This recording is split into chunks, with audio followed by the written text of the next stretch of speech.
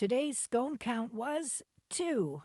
What in England, day 5. We started our day at Mary's. We're still in Sandwich, which is in Kent at this point in our day. Of course, we started with some English breakfast tea. This was actually my second cup. I had some whole grain toast with butter and grape jelly on it. And we had the beautiful view of her English garden to enjoy while we ate our breakfast. And then we were off to the shops. Mary and my mum set off to the market, and I went to the co-op to see what goodies I could find. They had rhodas here for £3, which is about $5.60 Canadian. Picked up 2 of these Battenberg boxes, one for me and one to take home to my 95-year-old grandma.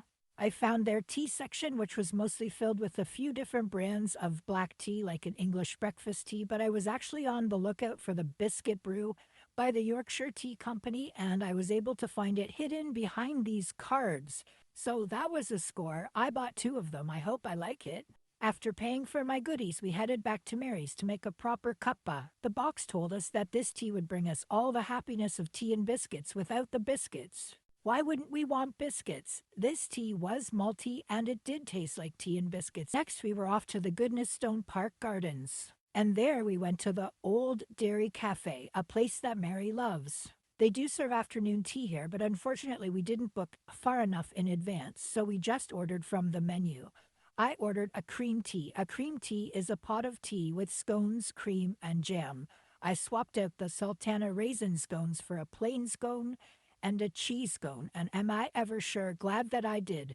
Both were really, really delicious. And just look at that huge portion of clotted cream with crust, all for me.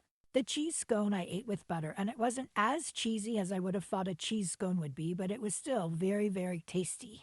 I prepared my plain scone both the Devon way with the cream first and the Cornwall way with the jam first, and guess what? Both tasted absolutely delicious. We said goodbye to Mary and drove an hour and a half from Sandwich to Sevenoaks. We checked into our hotel before meeting up with our cousins, Philip and Robin, and setting out to the Kentish Rifleman for supper. This was a quaint pub in the middle of nowhere that Robin knew about, and the food was surprisingly delicious. We all shared a baked brie appetizer, and I had the steak. You won't be surprised to learn that I'm a bit of a steak snob, and this one was absolutely delicious, I have to say. For dessert, the 4 of us shared a sticky toffee pudding and an apple plum crumble. Both were served with ice cream. These sweets were not my favorite part of the meal, but overall, this meal was top tier. Tomorrow is our last full day in England, and I foresee that we'll be getting to an afternoon tea.